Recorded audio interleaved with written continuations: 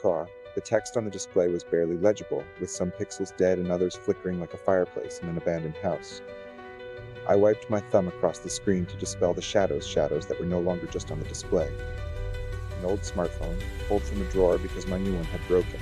A relic from the time when I believed the past could be confined. The news app wasn't mine, or I just couldn't remember it anymore. A black icon with a pixelated smiley face that had somehow unnaturally wide teeth. A tingling feeling ran down my spine. Why would I have installed an app I didn't know? My fingers danced across the display as if they had a mind of their own, opening the program.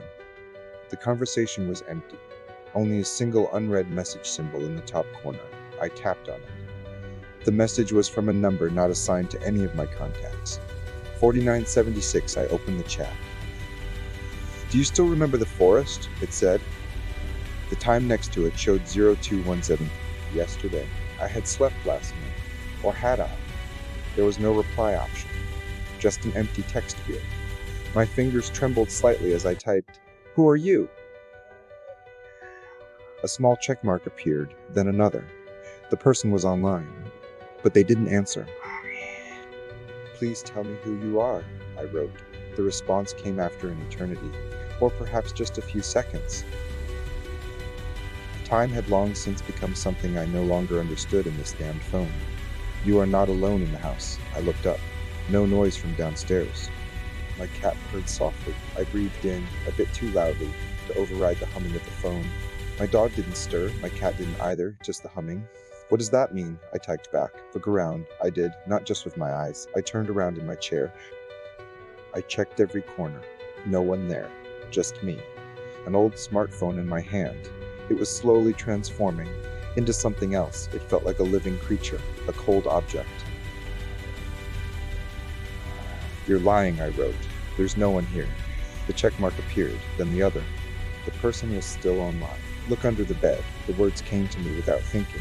Why should I look under the bed? Foolish, childish, but I looked anyway. The air was dusty, smelled like shoes in old times. Nothing, just dust and paw prints from my cat. "You haven't found it," the mysterious number wrote. "That's why you have to listen now." I leaned back into the bed, closed my eyes. I didn't know if I was dreaming.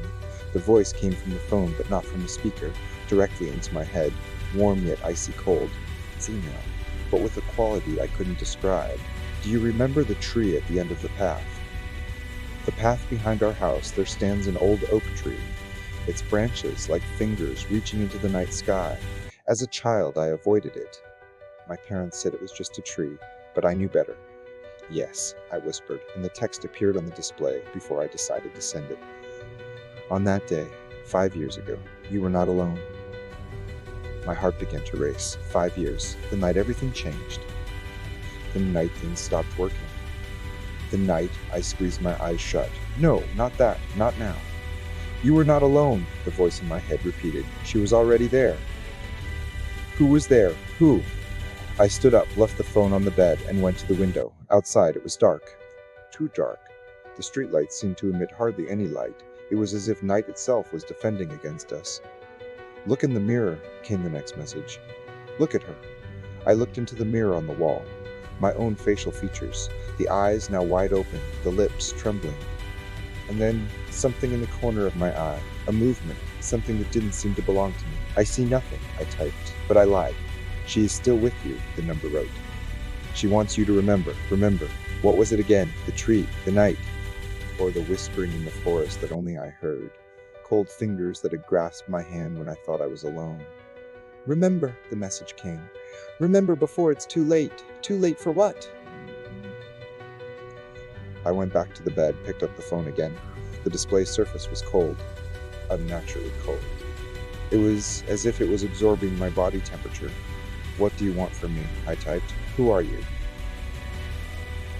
This time it took longer. The person didn't type. I heard only the faint humming from the speaker, which I had overlooked until now. It wasn't normal humming. It sounded like whispering. Words I couldn't understand, but which nonetheless evoked meaning in me. "You did it," it said when the message appeared. "You know it." My hands became moist, cold sweat. What did I know, really? The secret I'd carried with me for 5 years. The guilt that haunted me every night? "No," I typed. "I don't know anything. You know. came the answer. You saw, you heard, you enabled it. Enabled what? The thought. It stabbed like a knife into my chest. Remember the flesh on the ground, the blood, and the screaming. Did it ever stop? Or was it mine? Don't misunderstand me, the number typed. I am not the evil one. I am just the memory. The truth, the truth. The word sounded so alien, false. I had lied for 5 years, to myself, to everyone, shifting blame onto the darkness, onto the fantasy of a child. Remember, the last message came. Before she finds you, who found me. I looked at the display, the number was gone, the app was gone, the icon too, but the message remained, just stood there, like a curse. I put the phone aside and breathed deeply. It was over, just a strange joke, an app that had hidden in my old smartphone, but the words stayed in my head, like an echo that wouldn't fade away. I couldn't sleep. The memory of her cold skin, it wouldn't let me go. Liberating coldness, I got up, went to the door. Outside, it was quiet, too quiet, no sound of animals, not even the crowing of a rooster. The silence was menacing, as if it was hiding something. I went to the front door and opened it. The cold hit me immediately, not the usual night cold, but something else. Something that went through me and made me freeze inside. Outside, under the moonlight, she stood. In front of the tree, at the end of the path. She stood there, the figure, the one I'd been chasing for 5 years, the one I thought was just a dream. She was real. And she was looking at me. Her eyes sparkled in Irish, ich wollte schreien, aber kein Laut kam raus. Ich stand nur da, starrte sie an. Sie machte einen Schritt auf mich zu und noch einen. Ihre Schritte waren nicht zu hören, sie schien auf der Luft zu gehen. Erinnerst du dich jetzt? Kam ihre Stimme. Nicht aus ihrem Mund, sondern direkt in meinem Kopf. Die gleiche Stimme, die aus dem Telefon gekommen war. Ich nickte, meine Kehle war trocken. Es war vorbei, alles war vorbei. Die Lüge, die Schuld, die Angst, sie kam näher. Ihr Finger berührten meine Wange. Ihre Haut war eiskalt, aber es war eine gute Kälte, eine befreiende Kälte. Danke, flüsterte sie, dass du mich endlich erinnert hast. Dann war sie weg. Nur der Baum blieb und ich und das Wissen, das schreckliche, befreiende Wissen, die auch eine Befreiung.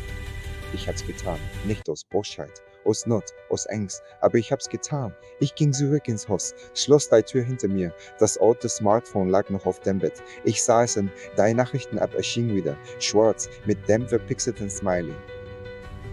Dear Die Conversation. Nur eine neue Nachricht, bald wieder. Ich löschte die App, aber sie kam zurück. Sie war jetzt ein Teil von mir, wie eine Zweithalt, wie eine Erinnerung, die nicht sterben wollte. Horror ist in unseren Erinnerungen versteckt. Tausch ein in die anfänglichen Geschichten von Mitternacht. Ich konnte einfach nicht schlafen, die Erinnerung an ihre kalte Haut. Sie lässt mich nicht los. Befreiende Kälte. Ich stehe auf, gehe ins Badezimmer, sehe mich im Spiegel an. Mein Gesicht blass. Augen tieflösche.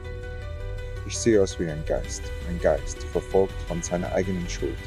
Ich öffne den Wasserhahn, lass das Wasser laufen. Zu warm, schließe den Hahn wieder, gehe zurück ins Bett. Liege da, starre an die Decke. Die Stille, bedrückend.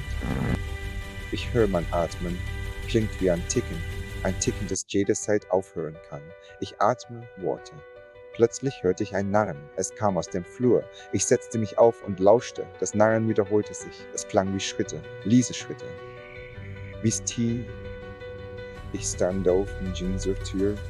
Ich öffnete sie langsam und später in den Flur. Es war dunkel, 3 Schritte waren weg.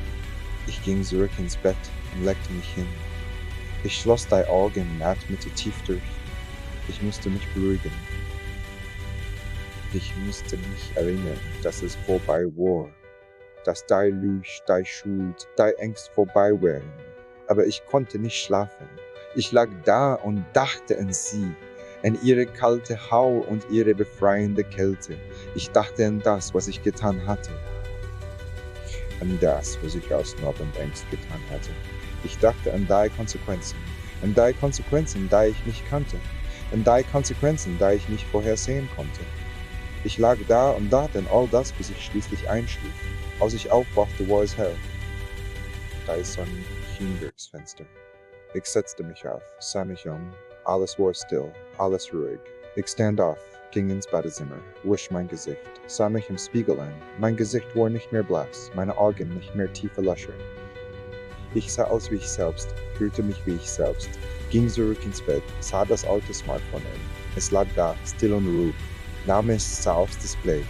Leer, keine Nachrichten, keine Anrufe. Nur die leere Oberfläche. Atmete durch, legte es zurück aufs Bett. Es war vorbei, alles war vorbei. Ich atmete durch, fühlte mich erleichtert. Alles war wirklich vorbei. Aber als ich mich umdrehte, sah ich sie. Sie stand im Flur. Sie sah mich an. Ihre Augen waren kalt. Ihre Haut war eiskalt. Ich erstarrte. Ich konnte nicht atmen. Ich konnte nicht denken. Sie kam näher. Ihre Finger berührten meine Wange. Ihre Haut war eiskalt, aber es war keine befreiende Kälte. Es war eine bedrohliche Kälte. Eine Kälte, die mich erstarren ließ. Bald wieder, flüsterte sie. Bald wieder. Dann war sie verschwunden. Ich atmete durch. Ich atmete tief durch. Ich wusste, dass es nicht vorbei war. Ich wusste, dass es erst angefangen hatte.